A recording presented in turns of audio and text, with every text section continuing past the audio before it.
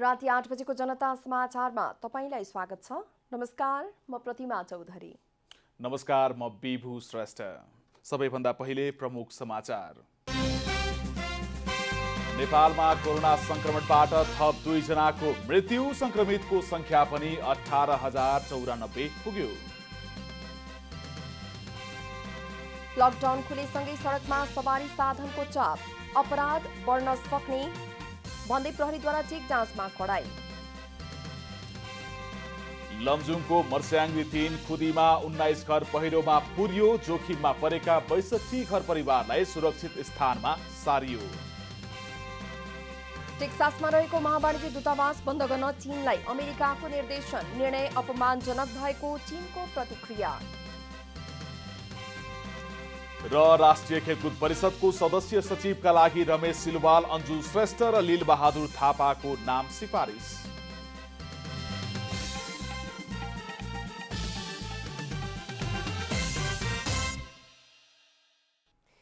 अब पुरा समाचार। नेपालमा कोरोना भाइरस संक्रमणबाट थप 2 जनाको मृत्यु भएको छ। स्वास्थ्य तथा जनसङ्ख्या मन्त्रालयका अनुसार धनुषाका 60 वर्षीय पुरुष र 49 वर्षीय चिनिया महिलाको मृत्यु भएको हो। मन्त्रालयका अनुसार धनुषाको जनकपुर उपमहानगरपालिका 60 वर्षीय पुरुषको साउन 6 गते निधन भएको हो। खोकी, ज्वरो र श्वास प्रश्वासमा समस्या आएपछि उनलाई साउन 2 गते बीपी कोइराला स्वास्थ्य विज्ञान प्रतिष्ठान भर्ना गरिएको थियो। सघन उपचार कक्षमा उपचारका क्रममा मृत्यु भएपछि नमुना परीक्षण गर्दा कोरोना पोजिटिभ देखिएको मन्त्रालयले जनाएको छ। यस्तै पोखरामा काम गर्दै आएका एक 49 वर्षीय महिलाको कोरोनाका कारण मृत्यु भएको छ। स्वास्थ्यमा समस्या देखिएपछि उनलाई मणिपाल अस्पताल भर्ना गरिएको थियो। थप उपचारका लागि हेलिकप्टरबाट काठमाडौँको ग्रान्डी अस्पताल ल्याइएकोमा कोरोना परीक्षण गर्दा पोजिटिभ देखिएको थियो। कोरोना पुष्टि भएपछि थप उपचारका लागि टिचिङ लगिएकोमा आज निधन भएको हो। यो सँगै नेपालमा कोरोनाबाट मृत्यु हुनेको संख्या 42 पुगेको छ।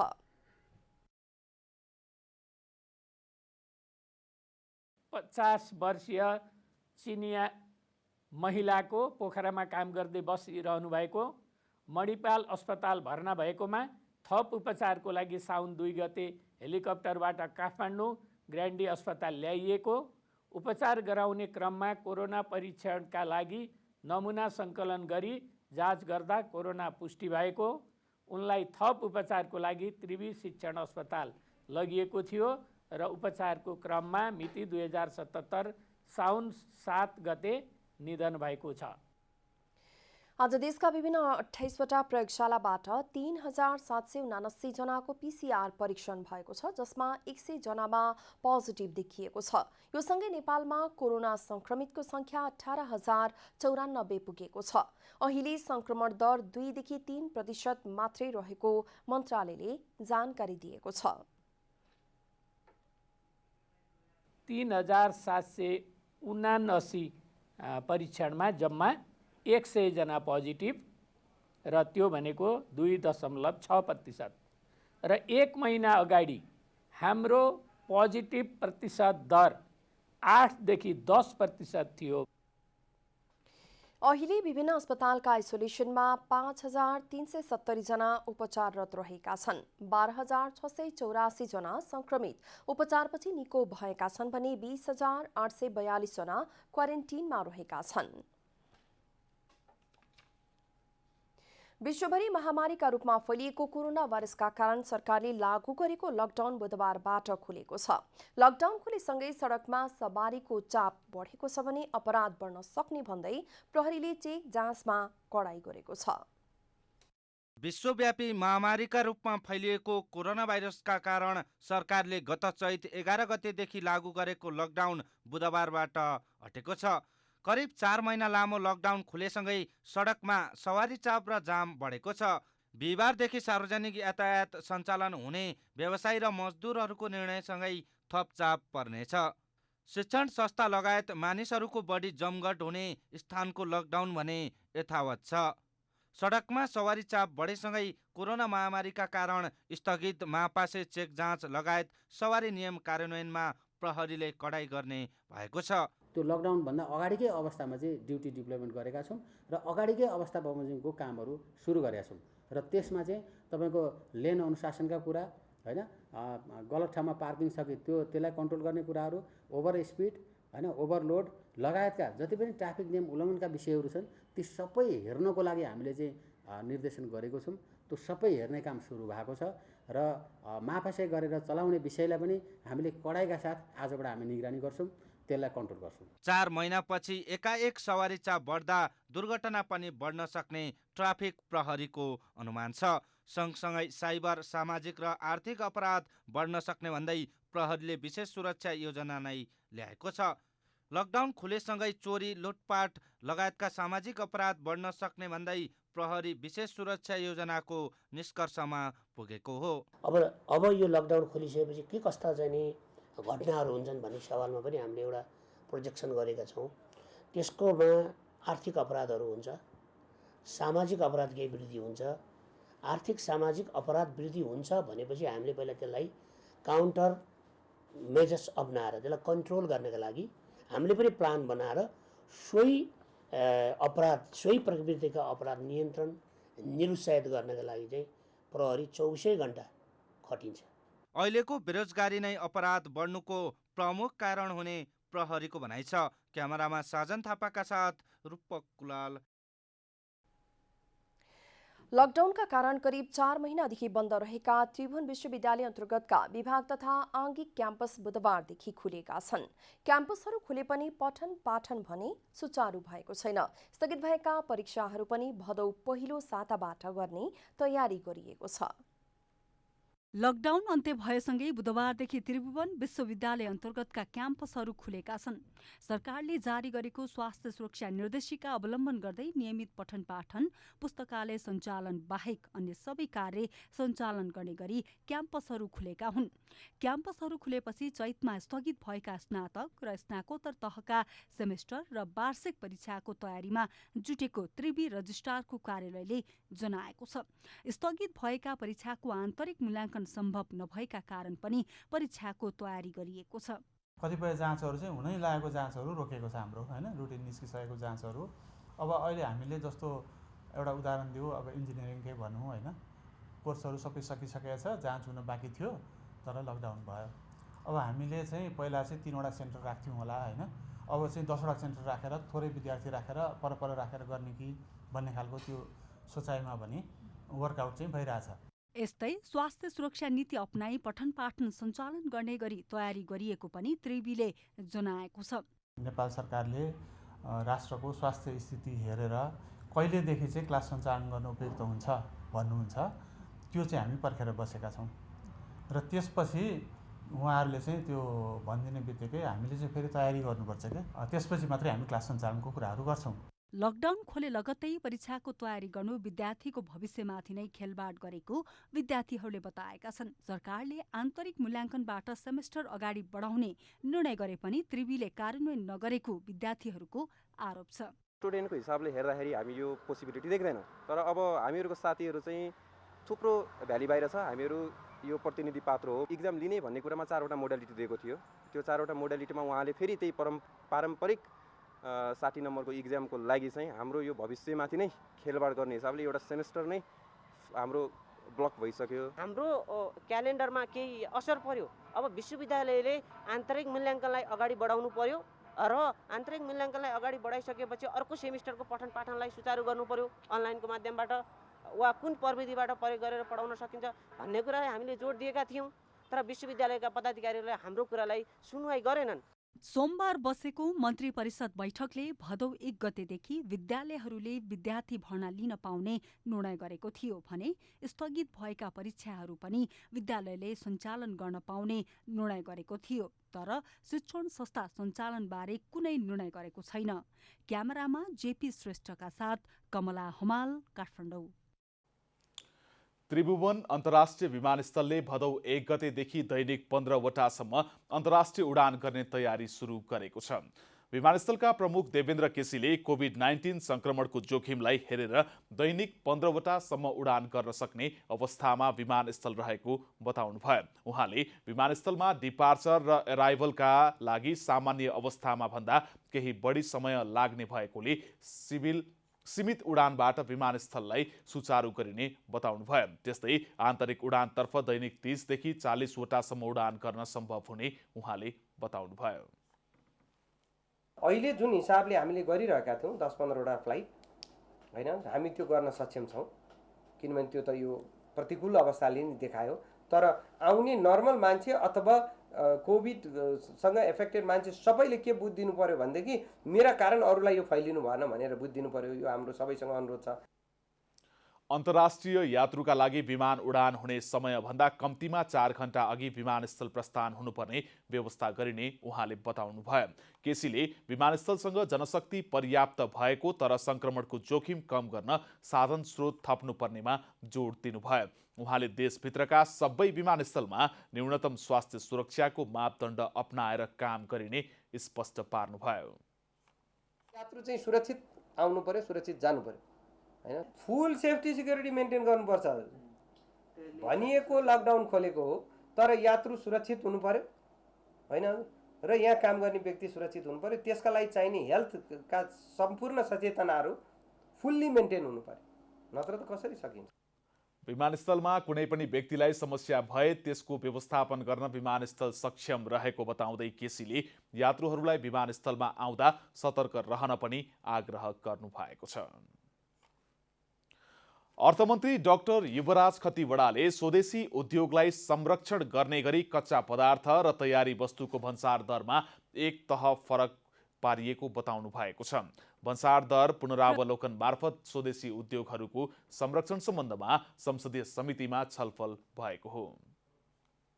प्रतिनिधि सभाको उद्योग तथा वाणिज्य र श्रम तथा उपभोक्ता हित समितिको बुधबारको बैठकमा अर्थमन्त्री डाक्टर युवराज खतिवड़ाले सरकारले स्वदेशी उद्योगलाई संरक्षण गर्ने गरी भन्सारका दरहरू तय गरेको बताउनुभयो। भन्सार दर पुनरावलोकन मार्फत स्वदेशी उद्योगहरूको संरक्षण सम्बन्धमा समितिमा भएको छलफलका क्रममा सांसदहरूले राखेका प्रश्नहरूको जवाब दिँदै अर्थमन्त्री खतिवड़ाले स्वदेशी उद्योगलाई संरक्षण गर्न तयारी वस्तुको भन्सार दर कच्चा पदार्थको भन्दा एक तह माथि राखिएको जानकारी गराउनुभयो। तयारी वस्तुको भन्सार कच्चा पदार्थको भन्दा एक तह माथि राख्ने प्रयास गरिएको छ।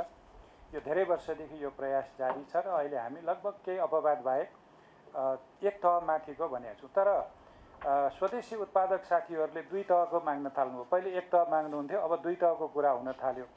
कति प्रतिशत औद्योगिक संरक्षण दियो भने हाम्रो उद्योगको पनि संरक्षण हुन्छ र उपभोक्ताको पनि हित हुन्छ। यो उपभोक्ता हित समिति पनि हो। त्यसैले अनावश्यक संरक्षण दियो भने वस्तुको मूल्य अनावश्यक रूपमा बढ्छ र उपभोक्ताहरू मारमा पर्छन्। यो कुरा हामीले बिर्सिनु हुँदैन। बैठकमा ऊर्जा सचिव दिनेश कुमार घिमिरेले नेपालमा उत्पादन भएका वस्तुको प्रयोग गर्ने सम्बन्धमा ऊर्जा जलस्रोत तथा सिँचाइ मन्त्रालय स्पष्ट रहेको बताउनुभयो। यदि आफू कम्पिटिसन गर्न सकिन्छ भने यसलाई चाहिँ यो उत्पादन हुने नहुनेमा चाहिँ लिमिट राख्नु पर्दैन, बाहिरबाटै ल्याए पनि हुन्छ भन्ने आधारमा चाहिँ यो गरिया हो। र कम्पिटिटिभ हुँदा र यहाँ उत्पादन हुँदा क्वालिटी पुग्दा क्वान्टिटी पुग्दा त 15% डोमेस्टिक प्रिफरेन्सको प्रावधान अलरेडी छँदैछ। सञ्चार तथा सूचना प्रविधि मन्त्रालयका निमित्त सचिव गोकर्णमणि दुवाडीले सार्वजनिक निर्माणका लागि खरिद गर्ने सामग्रीमा तोकिएको गुणस्तर, मापदण्ड र आपूर्ति पूरा हुन सकेको अवस्थामा स्वदेशी उत्पादनलाई नै प्रयोग गरिएको बताउनुभयो। स्वदेशी उद्योगहरूबाट उत्पादित सामग्रीहरूलाई कानुनले तोके बमोजिमको प्रिभिलेजहरू उपलब्ध गरेर हामीले प्रयोग गरेको अवस्था नै छ।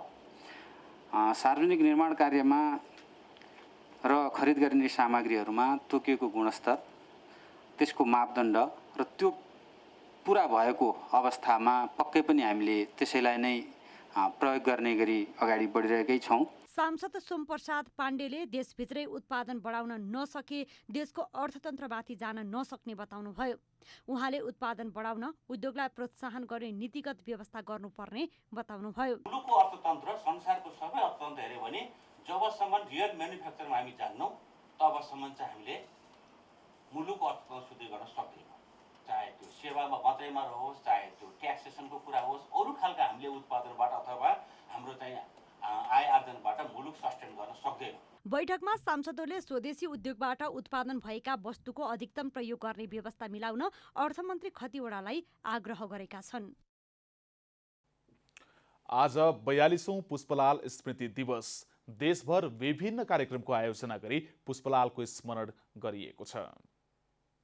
42औं पुष्पलाल स्मृति दिवसको अवसरमा पुष्पलाल स्मृति प्रतिष्ठानले कीर्तिपुरमा आयोजना गरेको कार्यक्रममा नेपाल कम्युनिस्ट पार्टी नेकपाका वरिष्ठ नेता माधव कुमार नेपालले पुष्पलाल श्रेष्ठ नेकपाका संस्थापक महासचिव तथा कम्युनिस्ट आन्दोलनका अग्रणी नेता भएको भन्दै सम्झना गर्नुभयो।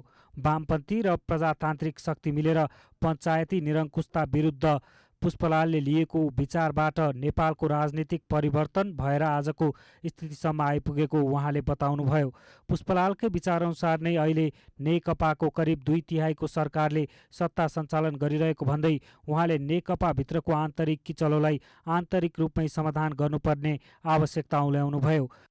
आम जनतामा चेतना जागरण पैदा गर्नका लागि र सामाजिक परिवर्तनको निम्ति राजनीतिक परिवर्तनको निम्ति उहाँले निर्वाह गर्नुभएको भूमिका जति प्रशंसा गर्दा पनि थोरै हुन्छ।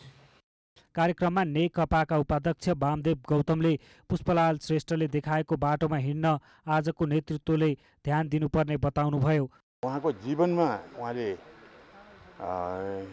केही पुरा गर्नुभयो र हामीले 75% उहाँले कल्पना गर्नुभएको, उहाँले देख्नुभएको सपना हामीले पुरा गरेका छौँ।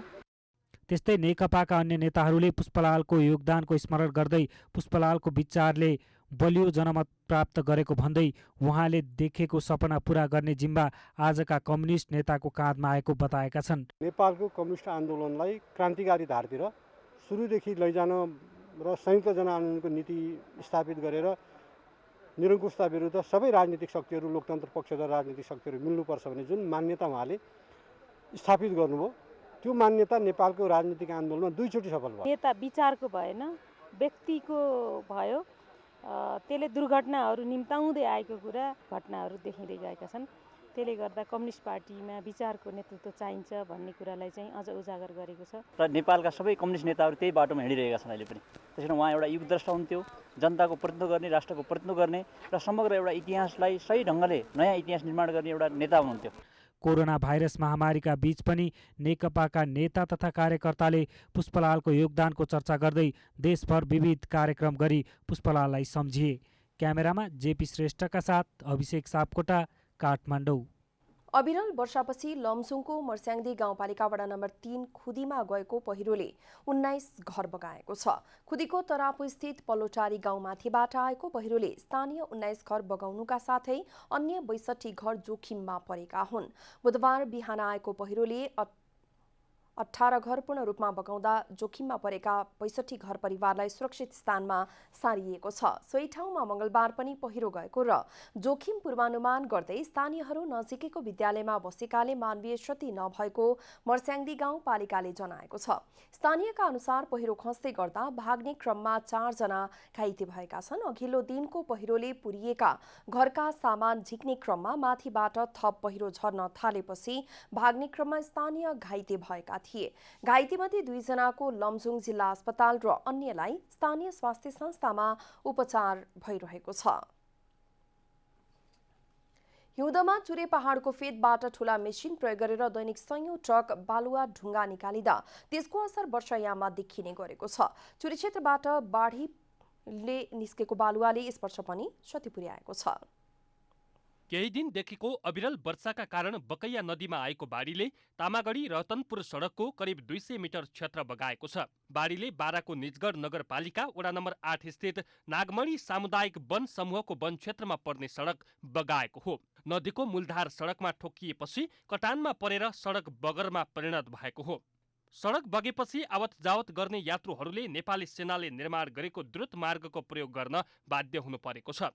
गत वर्ष समेत सो सडक कटान भएपछि निर्माण गरिएको सडकलाई जोगाउन स्थानीय निकायले समयमै तटबन्ध बनाउन ध्यान नदिँदा सडक कटान भएको हो। हो जस्तो लाग्छ। यो चाहिँ अहिले मात्र यो वर्ष मात्र होइन, पोहोर साल पनि यहाँनिर यो पुरै जुन अहिले खोला बगिरहेछ यहाँ चाहिँ यो वन जङ्गल थियो र बाटो थियो। यो हाम्रो निजगढदेखि लालरतनपुर जोडिने बाटो थियो।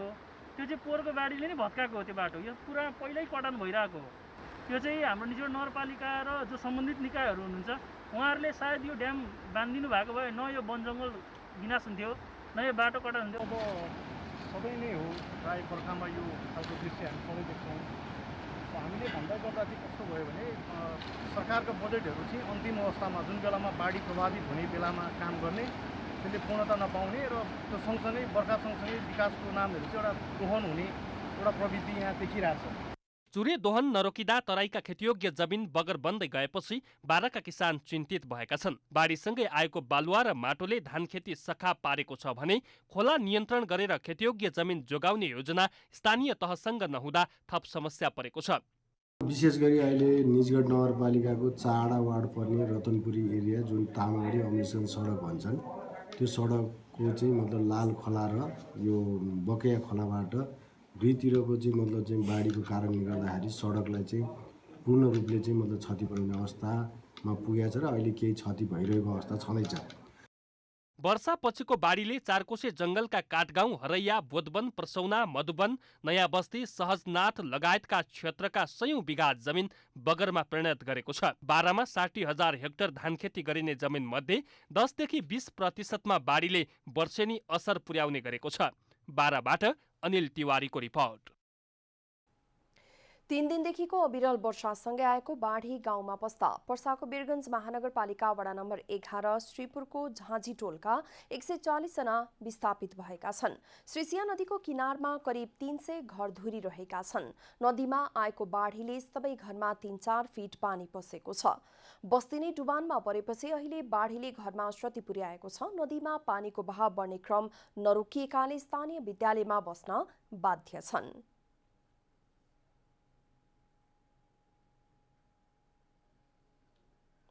सरकारी स्कूल में रखले बड़ो, सरकारी स्कूल में हमने रही रहला के बाद में हमने के खाना पीना नगर पालिका से सब मिलल, मुखिया जी दिवावल हमने के खाई ले पी ले यही में रही ले सब राशन पानी सब मुखिया जी दिवावनी तसला सब चीज पानी पत्थर घर दुआर सब सहित मिलन हमने के शरण मिलन रहे।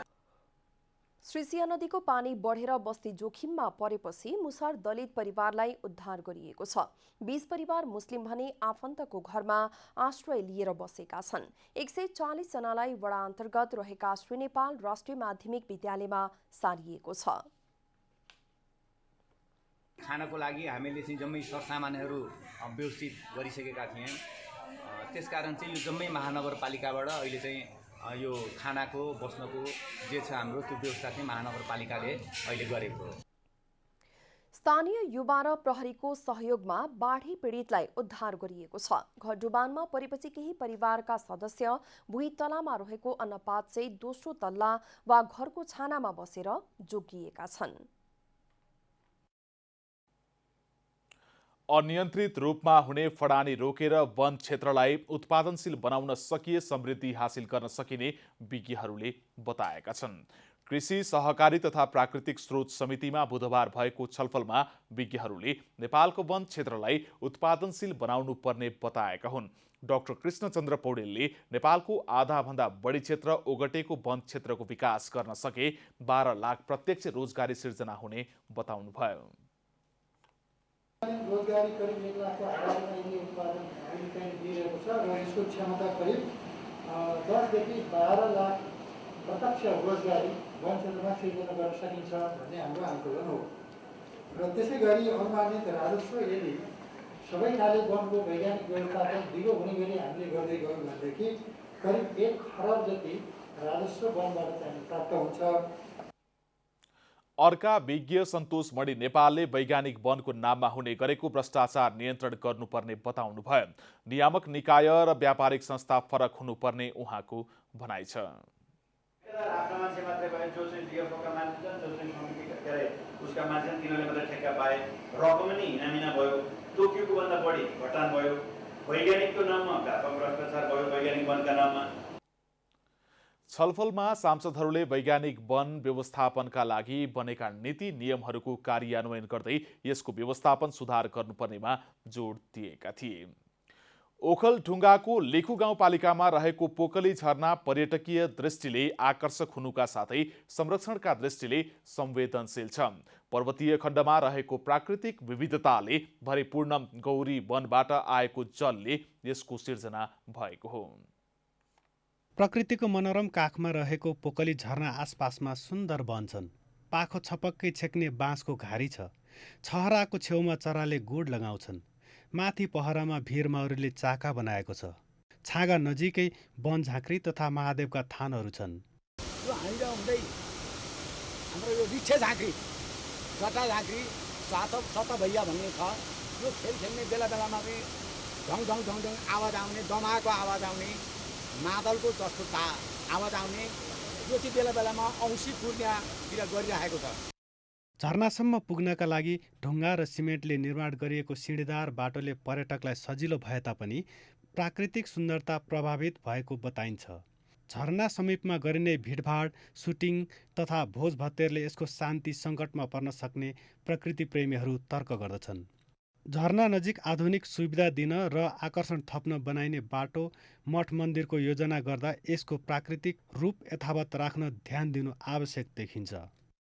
यहाँ पिकनिक स्पोट, हामीहरू अन्तर्राष्ट्रिय स्तरको चाहिँ फन पार्क, यो मात्र नभएर झरनाको माथि तपाईँको चाहिँ बुद्धिस्टहरूको बसाइ छ, तामाङ शेर्पाहरूको बसाइ, त्यसलाई पनि हामीले मध्यनजर गरेर पर्यटकहरूलाई चाहिँ ध्यान आकर्षण गर्ने निमित्त हामी त्यहाँ गौतम बुद्धको चाहिँ एउटा मन्दिर र चाहिँ के अरे बनाउनको लागि हामीले पहल गरिरहेछौँ। सुक्खा याममा पनि झरना बगाइरहन छाँगाभन्दा माथिपट्टि जलाशय बनाउने योजना अघि सारिएको छ। यो योजना सञ्चालन गर्दा आसपासको बस्ती, खेतीपाती र स्थानीय विद्युत उत्पादनमा प्रभाव नपर्ने गरी काम गर्नुपर्ने देखिन्छ। 1 करोड चाहिँ लिटर पानी अट्ने एउटा ड्याम बनाउँदैछौँ हामी त्यहाँ बनाउने भनेर चाहिँ त्यो डिपिआर बनाउँदैछौँ। त्यो डिपिआर भएपछि कहिलेकाहीँ पानी अलिक कम भएको बेला त्यहाँबाट त्यो झरनामा झारेर पर्यटकहरू आए बेला चाहिँ रमाउने खालको पानी झरना झारिरहने।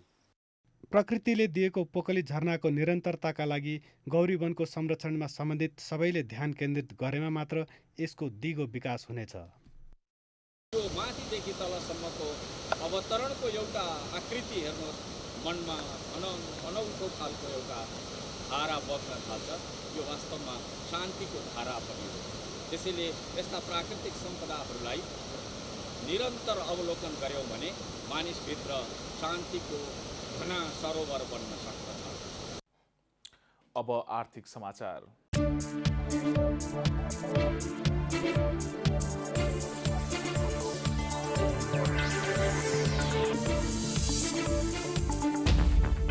बुधबार एकै दिन तोलामा 1300 रुपियाँले बढेर सुनको मूल्यले नेपाली बजारमा नयाँ रेकर्ड बनाएको छ।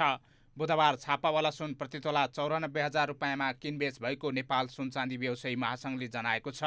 यो नेपाली बजारको हालसम्मकै उच्च मूल्य हो।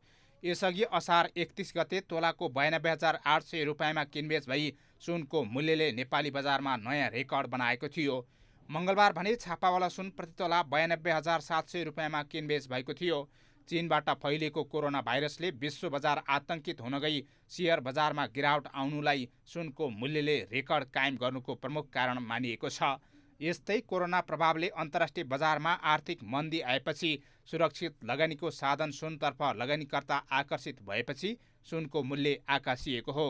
अन्तर्राष्ट्रिय बजारको प्रभाव नेपाली बजारमा पर्न गई मूल्यले करिब हप्ता दिनको फरकमा नयाँ रेकर्ड कायम गरिरहेको विश्लेषकहरूको अनुमान छ। बुधबार तेजाबी सुन प्रतितोला 93,560 रुपियाँमा कारोबार भयो। चाँदीको मूल्य पनि तोलामा 95 रुपियाँले बढेर प्रतितोला 1,135 रुपियाँमा कारोबार भएर रेकर्ड कायम गर्यो। नेपाल राष्ट्र ब्याङ्कले बुधबारदेखि 1,000 रुपियाँको नयाँ नोट चलन चल्तीमा ल्याएको छ। नयाँ नोटमा चितवनको हात्तीसारमा जन्मिएका जुम्ल्या हात्ती राम लक्ष्मणको चित्र राखिएको नेपाल राष्ट्र ब्याङ्कले जनाएको छ। यसअघिको नोटमा एउटा मात्र हात्तीको तस्बिर थियो। हात्तीबाहेक नोटमा अरू केही पनि फरक नहुने केन्द्रीय ब्याङ्कले जानकारी दिएको छ। नोटको बायाँतर्फ सगरमाथाको चित्र रहेको छ भने नोटको दायाँतर्फ लाली गुराँसको चित्र रहेको छ। नयाँ नोटमा राष्ट्र ब्याङ्कका पूर्व गभर्नर डाक्टर चिरञ्जीवी नेपालको हस्ताक्षर रहेको छ। नोटको दायाँतर्फ तल्लो भागमा दृष्टिविहीनले छामेर नोट पहिचान गर्न सक्ने गरी 1,000 अङ्क जनाउने रोमन अक्षर एम रहेको राष्ट्र ब्याङ्कले जनाएको छ। नेपाल राष्ट्र ब्याङ्कले आफ्ना 7वटा विभाग तथा कार्यालयको नाम परिवर्तन गरेको छ। साउन 1 गतेदेखि लागू हुने गरी गभर्नर स्तरीय निर्णयबाट विभाग तथा कार्यालयको नाम परिवर्तन गरेको हो।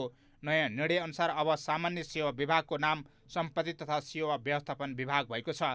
अनुसन्धान विभागको नाम आर्थिक अनुसन्धान विभाग भएको छ। सूचना प्रविधि विभाग सूचना प्रविधि महाशाखामा परिणत भएको छ। उपत्यका बाहिरका कार्यालयहरूको नाम प्रदेशस्थित कार्यालयमा रूपान्तरण भएको छ। लघुवित्त प्रवर्धन तथा सुपरिवेक्षण विभागलाई लघुवित्त संस्था सुपरिवेक्षण विभागमा नामाकरण गरिएको छ। संस्थागत योजना विभागको नाम संस्थागत योजना तथा जोखिम व्यवस्थापन विभाग भएको छ। ब्याङ्किङ कार्यालय अब ब्याङ्किङ विभाग भएको छ। नेपाल धितोपत्र बोर्डले विशिष्टीकृत लगानी कोष नियमावली 2075 को प्रथम संशोधन गरेको छ। बोर्डले अर्थ मन्त्रालयबाट स्वीकृति लिएर साउन 1 गतेदेखि संशोधित नियमावली लागू गरिसकेको जनाएको छ। विदेशी कोष र विदेशी लगानीलाई भित्राउन र प्राइभेट इक्विटी फन्ड र भेन्चर क्यापिटल फन्डको दायरा विस्तार गरी डेब्ट इन्स्ट्रुमेन्ट र ऋणलाई समावेश गर्न साबिकको विशिष्टीकृत लगानी कोष नियमावली संशोधन गरिएको बोर्डले जनाएको छ। नियमावलीमा विदेशमा दर्ता भएको कोष वा कोष व्यवस्थापकले प्रचलित नेपाल कानुनको अधीनमा रही त्यस्तो कोष वा कोष व्यवस्थापकको पूर्ण वा अधिकांश स्वामित्वमा नेपालमा कोष स्थापना वा कोष व्यवस्थापनको कार्य गर्न सक्ने व्यवस्था गरिएको छ। प्राइभेट इक्विटी फन्डको दायरा विस्तार गरी प्राइभेट इक्विटीको परिभाषामा साधारण सेयरमा परिवर्तनीय धितोपत्र वा ऋणको स्वरूप भएको उपकरण वा ऋण वा सो पुँजीसँग सम्बन्धित अन्य उपकरणमा लगानी गर्ने कोष भनी थप गरिएको बोर्डले जनाएको छ। त्यसैगरी भेन्चर क्यापिटल फन्डको दायरा विस्तार गरी परिभाषामा ऋणको स्वरूप भएको उपकरण वा ऋण लगानी गर्ने कोष समेत थप गरिएको छ। संशोधित नियमावलीमा योग्य लगानीकर्तामा द्विपक्षीय वा बहुपक्षीय अन्तर्राष्ट्रिय संस्थागत लगानीकर्ताको साथै विदेशी व्यक्ति, विदेशी कोष व्यवस्थापक र अन्य यस्तै प्रकारको सङ्गठित संस्थालाई समावेश गरिएको छ। नियमावली संशोधनपछि गरिएका व्यवस्थाले पुँजी बजारमा विदेशी कोष र लगानीलाई भित्राउन सहज हुने बोर्डको अपेक्षा छ। 3 दिनदेखि लगातार शेयर बजार परिसूचक नेप्सेमा गिरावट आएको छ। बुधबार बजार परिसूचक नेप्से 17.50 अङ्कले घटेर 1432.44 अङ्कमा झरेको छ। बजारमा क वर्गका परिसूचकहरूको मापन गर्ने सेन्सिटिभ इन्डेक्स 3.90 अङ्कले घटेको छ। बजारमा होटल्स र म्युचुअल फन्ड बाहेक बाँकी सबै समूहको परिसूचकमा गिरावट आएको छ। बजारमा 183 कम्पनीका 35,86,000 किता सेयर 38,938 पटक खरिद बिक्री हुँदा 1 अर्ब 32 करोड रुपियाँ बराबरको कारोबार भएको छ।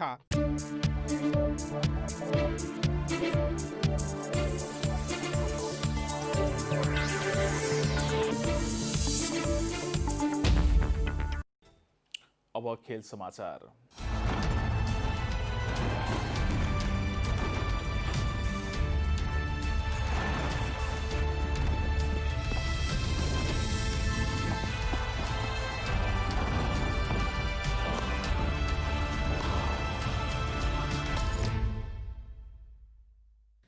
नेपाल टेबल टेनिस सङ्घका अध्यक्ष चतुरानन्द वैद्यलाई नेपाल ओलम्पिक कमिटीले कार्यकारी निर्देशकमा नियुक्त गरेको छ। वैद्यलाई ओलम्पिकका अध्यक्ष जीवनराम श्रेष्ठ तथा कोषाध्यक्ष रतन टण्डनले नियुक्ति पत्र हस्तान्तरण गरेका हुन्। ओलम्पिक कमिटीको इतिहासमा पहिलोपटक कार्यकारी निर्देशक पदको स्थापना गरिएको हो। वैद्यले सन् 1985 मा NBA गरेका थिए। टेबल टेनिसका पूर्व खेलाडी समेत रहेका उनी पछिल्लो पटक सङ्घको अध्यक्ष रहँदै आएका छन्। 13औं दक्षिण एसियाली खेलकुद शाखा स्वर्ण पदक विजेता गोपीचन्द्र पार्की सहित 21 सशस्त्र प्रहरी बल APF का खेलाडी बढुवा भएका छन्। नियमित प्रक्रिया अनुसार सबै 21 जना खेलाडी सशस्त्रको जवानबाट हवलदारमा बढुवा भएका हुन्। गोपीचन्द्र सहित सागमा काँस्य पदक जित्ने फेन्सिङका ज्ञानेन्द्र तिमसिना र एथलेटिककी फुलमती राणा छिन्।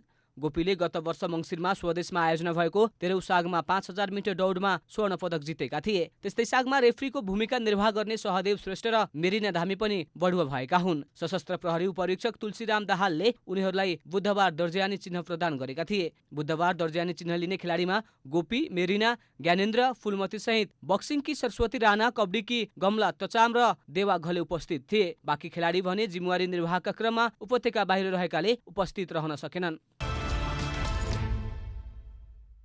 प्रिमियर लिग फुटबलमा आज लिभरपुल र चेल्सी खेल्दैछन्। लिग च्याम्पियन बनिसकेको लिभरपुल र शीर्ष 4 को होडमा रहेको चेल्सी बीचको खेल नेपाली समयअनुसार राति 1 बजे हुनेछ। घरेलु मैदान एनफिल्डमा लिभरपुल चेल्सी विरुद्ध सहजितको खोजीमा हुनेछ। अघिल्लो खेलमा आर्सेनलसँग पराजित भएपछि लिगमा कीर्तिमानी 100 अङ्कको आँकडा पार गर्न नसक्ने निश्चित भएको लिभरपुललाई चेल्सी विरुद्धको खेल प्रतिष्ठाको लडाई हुनेछ। खेल लिभरपुलका लागि विशेष रहनेछ किनकि लिभरपुलले चेल्सी विरुद्धको खेलपछि ट्रफी उचाल्नेछ। 30 वर्षपछि लिगको उपाधि जितेको लिभरपुल चेल्सीलाई हराउँदै ट्रफी उचाल्न चाहन्छ। यो सिजन लिगमा तुलनात्मक रूपमा चेल्सी भन्दा लिभरपुल निकै बलियो टिम हो, तर लिभरपुल पछिल्ला 5 खेलमा मात्र 2 खेलमा जित निकाल्न सफल भएको छ। यता चेल्सी शीर्ष 4 को होडमा छ। लिभरपुलसँगको नतिजाले चेल्सीको च्याम्पियन्स लिग दौडमा प्रत्यक्ष प्रभाव पर्नेछ। खेल जिते चेल्सीको तालिकामा 66 अङ्क हुनेछ, जुन 1 खेल खेल्न बाँकी रहेकाले लेस्टर सिटी भन्दा 4 अङ्कले बढी हो भने शीर्ष 4 का लागि पर्याप्त अङ्क हो। शीर्ष 4 मा अहिलेसम्म तेस्रो स्थानको चेल्सी, चौथो स्थानको लेस्टर र 5औं स्थानको म्यानचेस्टर युनाइटेडको उत्तिकै सम्भावना छ।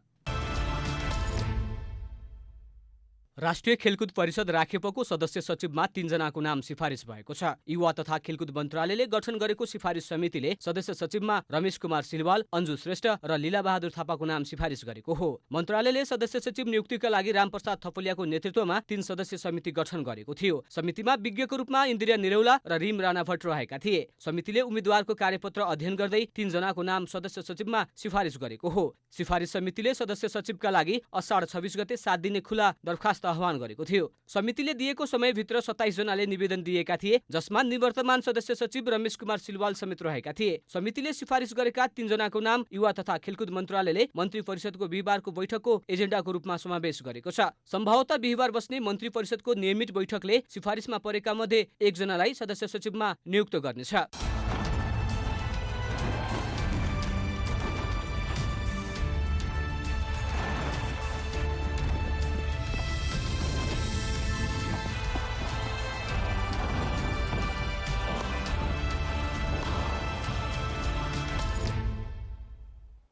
अब मौसम सम्बन्धी विवरण।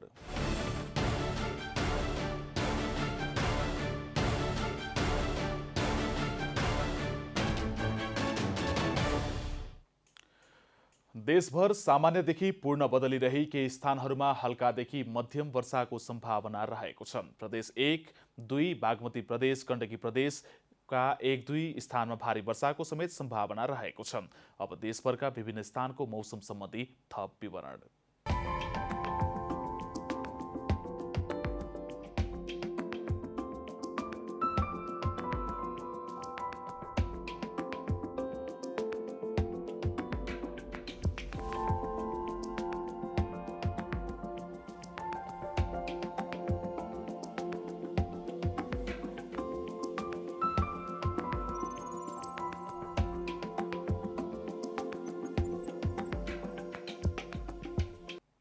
अन्त्यमा आजको डायरी।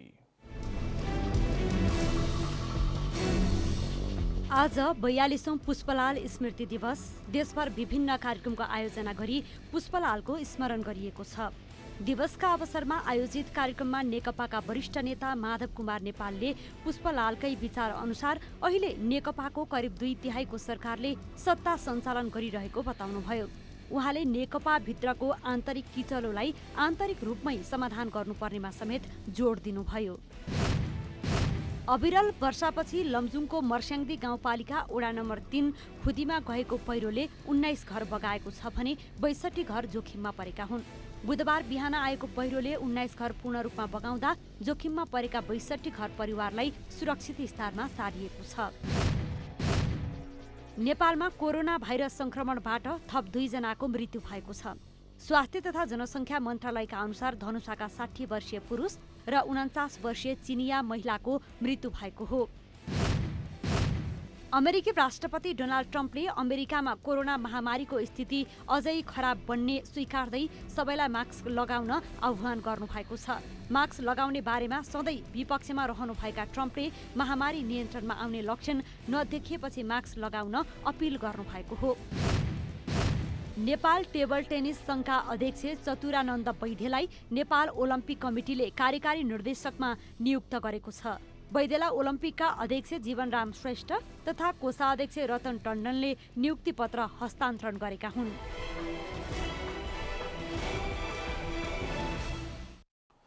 जनता समाचार अहिलेलाई यति नै। जनताद्वारा जनताका लागि प्रसारित जनता टेलिभिजनका कार्यक्रमहरू तपाईँ फेसबुक, ट्विटर र हाम्रो वेबसाइट जनतासमाचार.com मा पनि पढ्न र हेर्न सक्नुहुनेछ। सूचनामा तपाईको सहभागिता, समयमा समाचार हाम्रो प्रतिबद्धता। कोरोना भाइरसको संक्रमणबाट बस्न नियमित रूपमा साबुन पानीले मिचिमिची हात धौँ, भिडभाडबाट टाढै रहौँ। नमस्कार।